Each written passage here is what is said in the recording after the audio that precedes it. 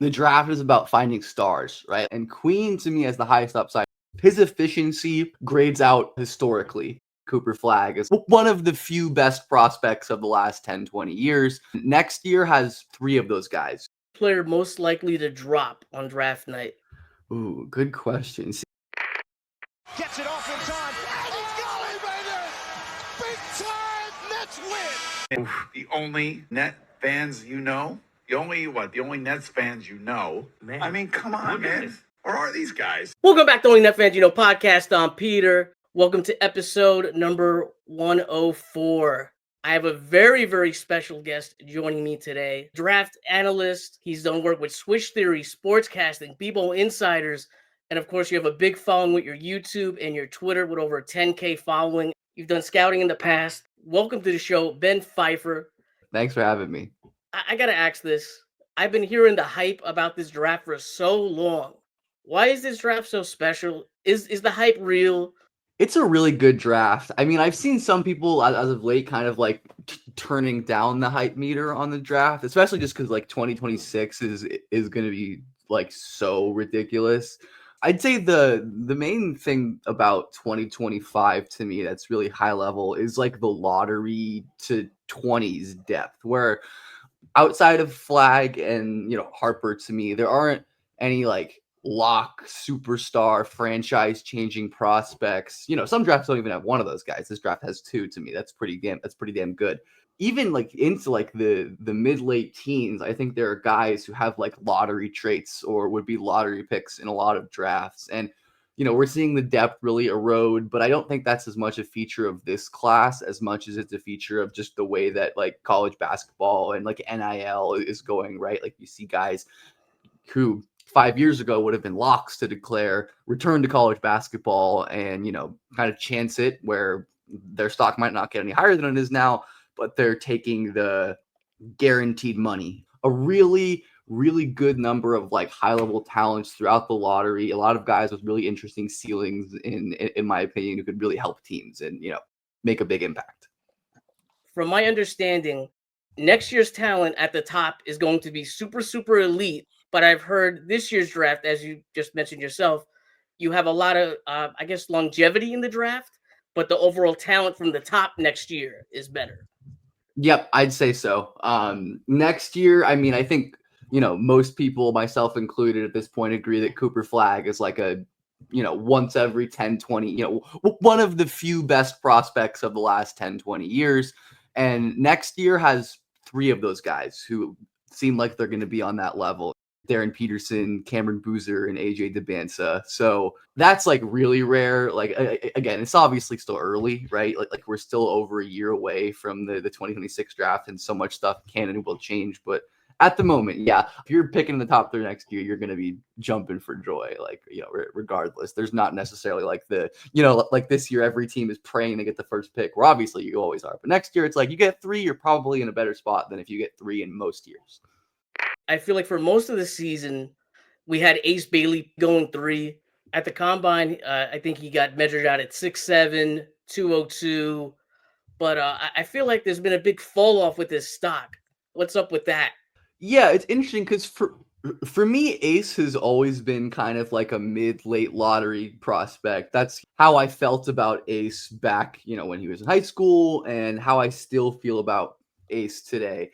There's always like fluctuation as more people kind of maybe marinate and sit on him. The flaws with him become maybe more apparent, where obviously the strengths with a guy like Ace are very clear. Like, he is an incredible shot maker off the dribble for his size, and he just has some incredible flashes of scoring, but he is a very weak passer and a very weak creator. And we've seen a lot of players like this, your Jabari Smith types over the last couple of years, who get really hyped because of their scoring and size, but at the NBA level, when they're required to dribble more, create against better defenders, or when teams play their scoring and they have to make plays, like a player like that.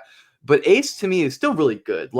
Like, I don't think he's bad I just see him as more of like a really great starter to like low end all-star type talent, like a player who could get to like a, maybe have seasons as like a top 40, top 50 player just by being an incredible shot maker. And I really like Ace's defense as well. Like really crazy fluid mover, great, weak side rim protection stuff. If you're looking for a guy who has like real superstar upside, I don't think Ace is like necessarily like the way to go. Maybe that's what some people are seeing. VJ Edgecombe, 480 pounds. I'm a big believer in guys who play in FIBA, play in Europe or whatever, play against grown-ass men and wind up putting a Kon, who I'm pretty in line. I'm a little lower than consensus on a lot of these top guys, and I have a few different guys up there. Where VJ honestly, I think has broad similarities to Ace, where it's like I don't see a huge ceiling with him, but elite athleticism and tools and a good enough shooting projection should help him have like a pretty good floor. And like VJ to me, his main issue as like a top 3-4 prospect is just like the creation, what he does with the ball kind of thing, where, in transition as a cutter, as like a spot up player, he's excellent and he can use his shooting and his athleticism, but it's just more valuable for a guy to be able to create on the ball, be able to make his teammates better and, get shots for everyone. And VJ, like he's a solid passer, but his handle is really weak, which obviously can improve. But to me, the bigger concerns are his decision-making and his finishing. Like he is a strangely bad finisher for a player his size. Like he shot under 45% on layups this year, which is really bad. For comparison, it's worse than a guy like Tahad Pettiford, who measured at 6 foot flat. It's worse than a guy like Jeremiah Fears, who measured 6'1", 6'2". It's worse than most smaller guards. And, I think part of it is decision making. Like he likes to take off for me a little bit from far away. And rushes his shots. But I also just wonder if his touch might just not be that great, which of course could be a concern projecting his shooting going forward. But I do think he's a good shooter. Like he's not like an off dribble shooter by any means, and that's another issue. Like he doesn't really do pull-ups, but he's a good off movement shooter. Like he can hit spot ups, he can come off screens, late lottery is a guy who I don't know if is ever going to be like a consistent all-star, but someone who I think is going to be like a really high-level player, someone who can be a real impact player down the line, I think. I kind of see him as a shooting guard in a point guard's body. Well, would I be right? Yeah, I'd say so. That's definitely part of the issue with him, right? Is that like he's a little short, like you said, where I don't think he has the skill to play point guard. I haven't seen anyone really projecting him like that. And he might not be a good enough scorer just like to be a combo. So that's part of the issue with him. And I don't think I don't index on the positional stuff too much. It's easier than ever for small players to like find value without being initiators to me in the NBA, just because like in the past it was pretty much like if you're a tiny player, you're the point guard, you have the ball, you're the guy who's running the offense. Nowadays in the NBA, it's much more common that we have bigger players kind of more on ball roles. But yes, I generally agree with your assessment. Kon Kuneppel is a name that no Nets fan wants to hear when we come up to draft. I've watched this game. I don't see it. Maybe because you have a Maluach and a Cooper Flag next to him and the role with Duke and whatnot. But then, I go online and I do my homework and all these guys love him. He measured 6'5", 219, 14 points a game, 40% from three. I would have liked him at 6'7" a lot more, but it bothers me because that says going to be undersized at the three. Yeah, what am I missing? Kon is an interesting one because he did play, like you said, in this like not small. I mean, he still played on the ball a lot, but he played next to a bunch of great players, and maybe he doesn't have like the traditional size or athleticism of a top pick, but the stuff that Kon does have to me is really special. Like he is one. There are very few prospects I can remember who have the combination of shooting ability and passing and decision-making that Kon has. Like the players that come to my mind when I think of the best combinations of shooting and passing are like LaMelo or Cade or Luka, like all high level guys. And not to say Kon is that level of player because he's not, but I do think that's, speaks to, or, a more reasonable one who I think of is like a guy like Desmond Bane, who I think everyone on draft Twitter was kind of at the time clamoring, this guy's going to go too low. He goes, in the second round, 30, ends up being an all-star, right? Where, most teams, if they picked a guy, that guy in the top 7, they'd be stoked. Where I think a lot of times players like this can kind of get underrated in terms of their ceiling. A lot of people see like the crazy athleticism and physical tools to me, like in terms of that's your ceiling. Where, if you look at a lot of the best players in the NBA, like a lot of them aren't traditionally elite athletes, right? Like, obviously your small guards like a Steph or a Brunson, but like Shea is an elite athlete in his own way, Jokic in his own way, right? Like you don't have to be a crazy explosive player to be an elite player. And that's obviously not to say Kon is going to be like a superstar. I don't know if he will be. But what I do know is that he is going to bring elite shooting, both on and off the ball, elite passing, both on and off the ball, underrated driving, in my opinion, where his main athletic issue is that like he just can't jump. Like he just really struggles to get up, and that hurts him on defense too. But I think he's actually kind of quick, and like his kind of speed with the ball is a little underrated, where it's not like he's not a burner by any means, but he can definitely move a little more than I think people give him credit for. And I think it's also worth noting that some of his best games of the season came in the ACC tournament when Flag was hurt. Like he took over as the lead guy and had his best passing games, his best scoring games. Maybe he doesn't have like the craziest like superstar top 15 ceiling. That's reasonable. But I think he's one of the safest players in the draft. Someone who I would be shocked if isn't at least a valuable starter or like, good rotation player. But I do think his ceiling, where kind of even reminds me of like similar to a player like Jared McCain last year. They're different players, but McCain is another guy who I think people perceived as like a high floor guy. Like he was a good shooter, kind of could, pass a little, handle the ball a little bit, wasn't a crazy athlete, comes in as a rookie, looks like a future all-star, right? Because of his shooting and the way that he can, be and his feel for the game and his basketball intelligence, right? Well, Nets fans probably, might not be happy about Kon, but if you told them that he'd be something similar to Jared McCain in year one, they'd obviously be thrilled. Yeah, that's kind of my like all over the place pitch for Kon, is like someone to get really excited about and someone who I think will surprise a lot of people. You did a very good job with your pitch. I'll say that. I'm going to keep on looking. I don't see it. I'm not going to lie. I'm going to be very straight with you. This guy is my guy for the draft. I want the Nets to get him. You have him ranked at 3. Nets might need a trade up. Of course, I'm talking Derik Queen. Jordi Fernandez runs the offense that they run in Sacramento and they run in Denver when you have like that main offensive hub coming off the elbow. And I just dream of seeing a Derik Queen evolving his game and just with his talent, getting in shape. I know the combine, there was a lot of questions about his conditioning and whatnot. I'm not too worried about that.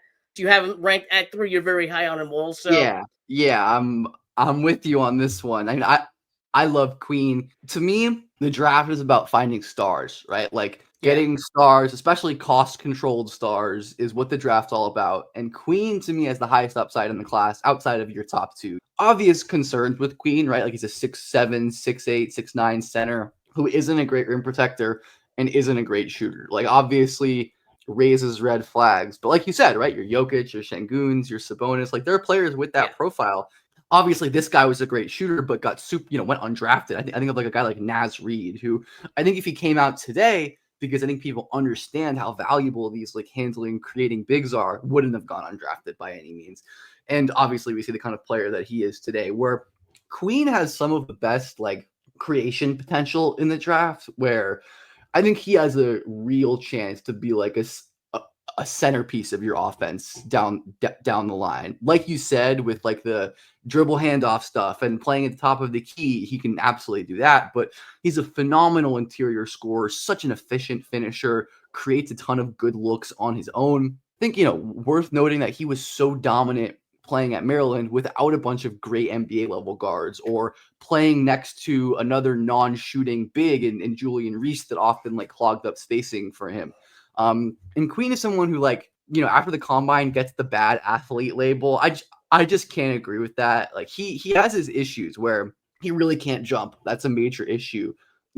I've seen him guard guards on the perimeter and switch out and change directions in space and blow by players off the dribble and change speeds like he's 6'2".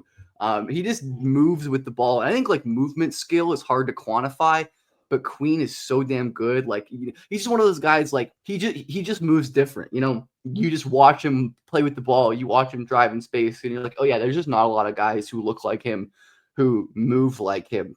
Where even like again, even other like 6'10" handling bigs like a Danny Wolf, for example, who people like, just doesn't have the same movement skill. Like you can see it, like they play each other multiple times. You can see it when they play against each other. Like these are different levels of physical tools, guys. And he's an incredible, like, his decision making isn't amazing, but his passing talent is supremely high. Like so good making high difficulty, live dribble passes with both hands. This is something that I've been doing a lot of work on, like kind of hand tracking stuff for charting playmaking.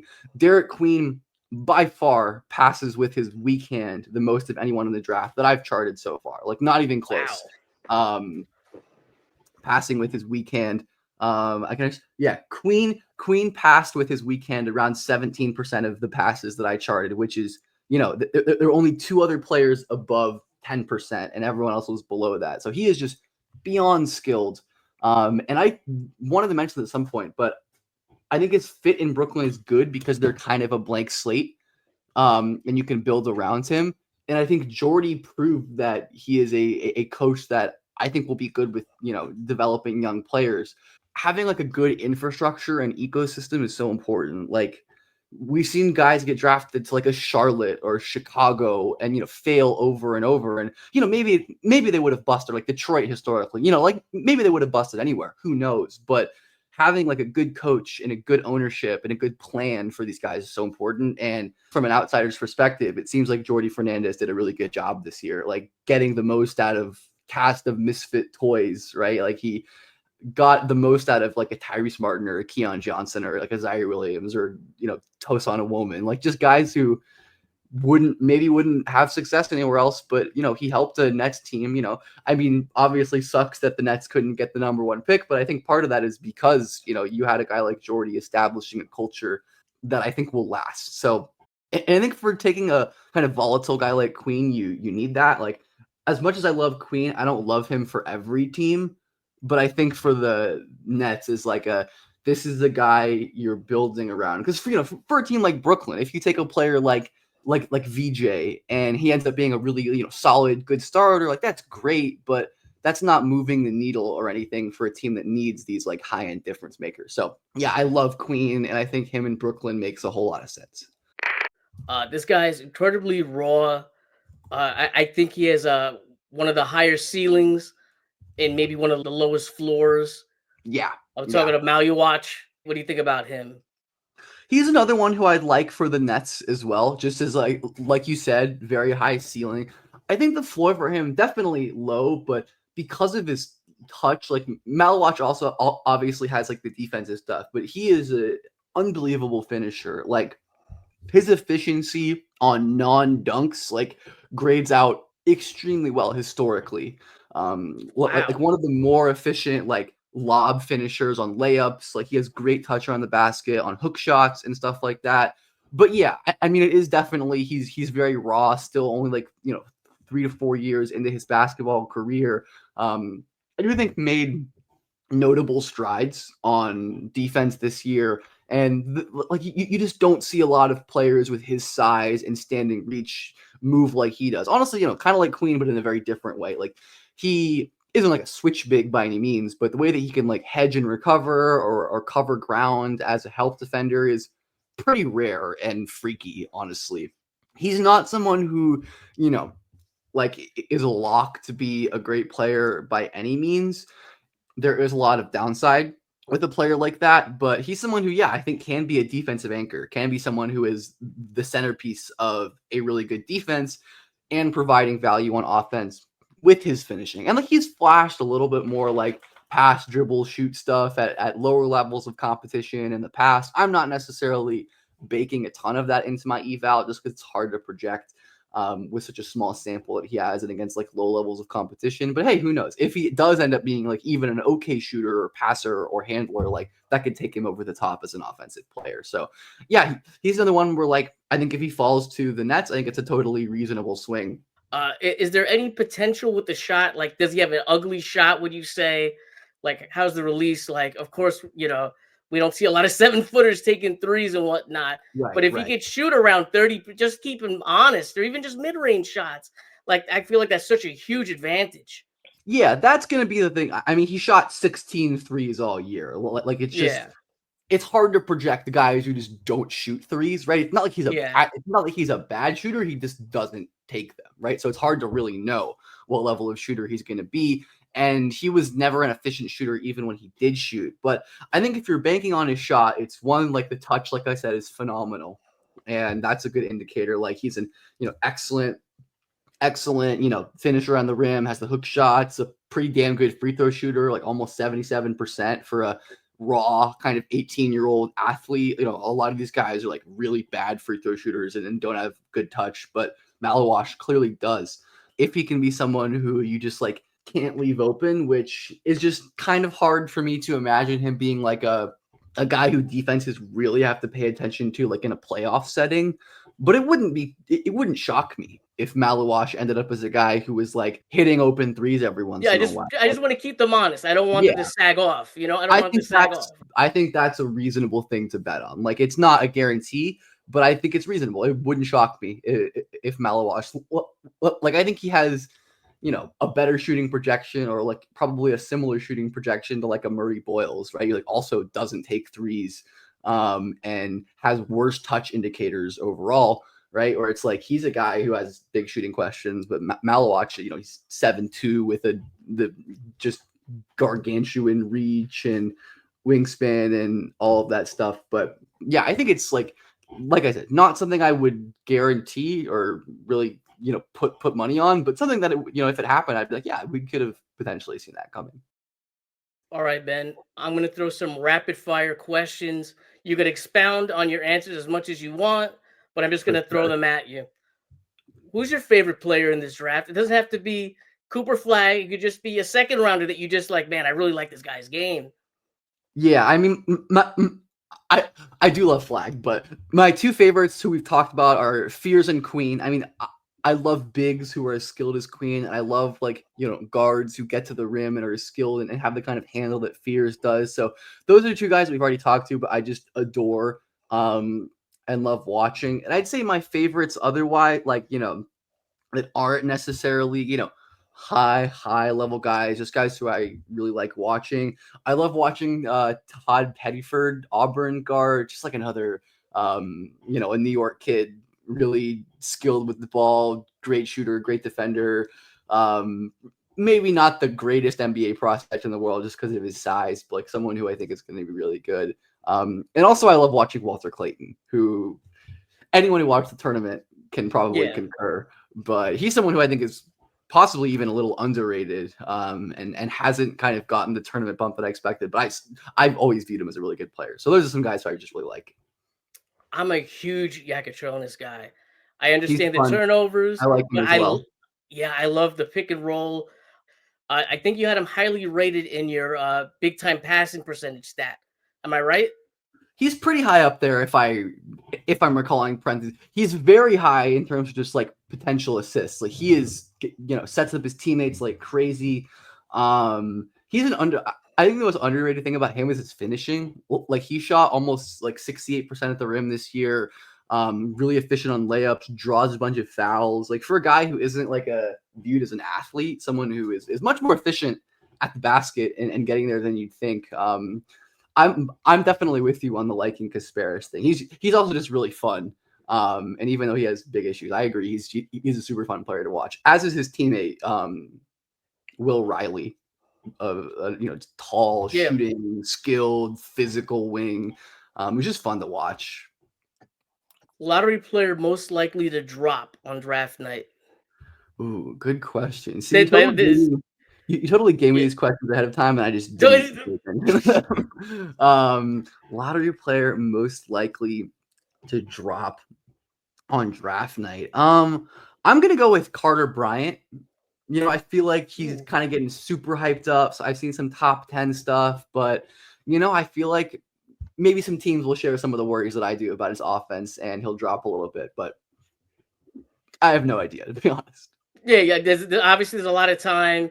I'm asking you a whole month before the draft. Anything could happen. A guy could get injured tomorrow, and he winds up dropping out. So obviously, we're taking this with a grain of salt. Man, if I had to pick someone right now, I'll throw myself into the fire as well with this. I could see like a Maluach falling down. Just a I could see couple that too. couple teams. Yep. I looked through the NBA. Not a lot of teams like really need centers. When Nick Claxton was going to be a free agent, I looked around who could possibly sign him. Some teams just really don't need a center. And I could understand, okay, we don't need a center. And if our scouts don't really love him, I could see him dropping a little bit. I don't think he's going to Yeah, I drop to can see that. 20, but I could see a drop. I can see that for like sure. some of the smaller guards too, like a Fears or a Jace Richardson, just because like a lot of teams already have their like small guard initiators in place. So there's like some landing spots that make a lot of sense, but maybe there just won't be a fit for some of these guys. Which team do you think will be most active on draft night? You already know my answer. I mean, the Nets are a fair, just because they have so many. I mean, in terms of just like the teams that have so many picks, right? It's the Nets, and it's Utah, who just have so many draft picks. So yeah, I'd say one of the, it's kind of a chalk answer. I'll say one of those two teams, right? Whether it's consolidating picks to move up or trading away second round picks or whatever for cash or future picks. Just like teams that have so like 3, 4, 5 draft picks. It's hard to use all those picks and to roster them. OKC as well has a few picks, like, I think 1 first round pick and maybe like 1 or 2 in the second, where it's like they have so many guys where I could see them trading in, trading up, trading out. But the most likely one's definitely Utah and Brooklyn, just because like they have so many picks. Oh yeah, I could see us moving up. And then you also throw in the fact there's 9 teams without a first rounder. Yeah. Like that's wild. So I could easily see the Nets trading back to like, future first round picks. What do you think, because there are 9 teams without first rounders, do you think the value of those later picks might go up compared to other years because there are so many teams without a first rounder who may try to move in? Possibly. It's just going to depend on how teams view the class, where I think maybe just like if players keep on withdrawing their names, there might not be enough value for certain teams to like go in and get them. But, there's been some smoke about how like, teams don't want to trade down this year, but there's always going to be someone who wants to trade in to get their guy. There's always certain GMs in front offices who like to trade up and who like to do all that stuff. So yeah, I mean, again, I think the Nets will have definitely a lot of opportunities to maneuver and to move around and to just do a bunch of stuff. With the 8th pick in the NBA draft, the Brooklyn Nets will select. Man, it's tough because the Nets just haven't had a lot of high picks in the Sean Marks era. Like none. What it was like, yeah, basically none. I mean, even like thinking like just thinking about like the type. I'm gonna say Maluach. Like Marks, he drafted Jared Allen. He drafted Noah Clowney. Bigs. Even like a Derik Whitehead, a Duke guy. Just trying to think of any through lines. But I think Maluach makes sense, especially considering like Sharp might not be around long term. If another team wants to pay him or try to poach him. Claxton seemed checked out all year. So they're in the market for, a real foundational big man. And I think Maluach will probably be there. Whereas, I'm not as confident like a Kon or a VJ or something like that will fall to them. So I'll say Maluach. Yeah, why not? Let's go with Maluach. I want to give you a little pushback here because I'm extremely confident my Brooklyn Nets will take Kon Kuneppel, just because there's so much unrest in the fan base of not wanting him. Although you did a very good job selling him, and I am a little more excited about the possibility of that. Hopefully surprise people if that happened. I think that'll be fun. But yeah, I could see that. If he's also a guy. I mean, he's gotten some top 5 juice as well. Like there were some rumors about like the Sixers liking him at 3, so he's someone who could be totally gone by then. But yeah, I could see that as well if he's on the board, right? Someone who like fits anywhere. You don't have to, tailor your roster super hard. Like he's gonna be a guy who should contribute right away and still, has a lot of room to grow because he's young, of course. But so I do this with every guest that comes onto the podcast. What's your favorite NBA jersey of all time? Any team, any era? This is a really random answer, but I'm not a fan of this team. I have no real connection to them. but the Jazz, like orange and yellow, like city jerseys, the ones that were like, like the arches ones, and like I want to also say like when they had the court, like the yellow and orange court with like the arch on the court, just something about that is just so unbelievably cool to me. And I hate that they got rid of like I think they should make that their primary stuff. Like obviously like the Jazz have a lot of good answers with like their Purple Mountain stuff as well. But those like sunset orange, yellow jerseys just they just scratch whatever itch in my brain really, really likes those. So those are always, my favorite jerseys. And again, don't really have like a super strong reason aside from that. I just think they look cool. But yeah, I love those. Those are so sick. And then just like, I love all the ones that everyone else loves. I guess I'd say my second favorite is just like any kind of Fiesta Spurs jersey. Yeah, well, I'm sorry to tell you that your answers are incorrect. The answer I was looking for is the Nets Dr. J jersey. Everybody knows that's the best jersey of all time. That's a good one come too. on, Ben. Nets have had some good city alternate ones too. I like the playground font kind of thing they started doing. I think they had something good going. That they got a good thing going with that. So definitely one of I'd say a generally quality franchise when it comes to jerseys. There's some that usually miss the mark, but I'd say the Nets are pretty solid usually.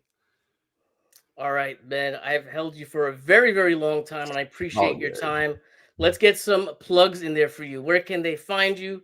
Thanks for having me on. Like I said, follow me on Twitter at BJPF_. Everything I do will be posted there, whether it's like writing about the draft of, some EYBL high school stuff this summer, and my YouTube channel, which is just my name, where I'll have, continued draft content. I dropped a video today on Rasheer Fleming, which I thought was pretty good, where I, dove into his defense and stuff. So yeah, if you like the content, just feel free to check me out, give me a follow, subscribe, all that good stuff.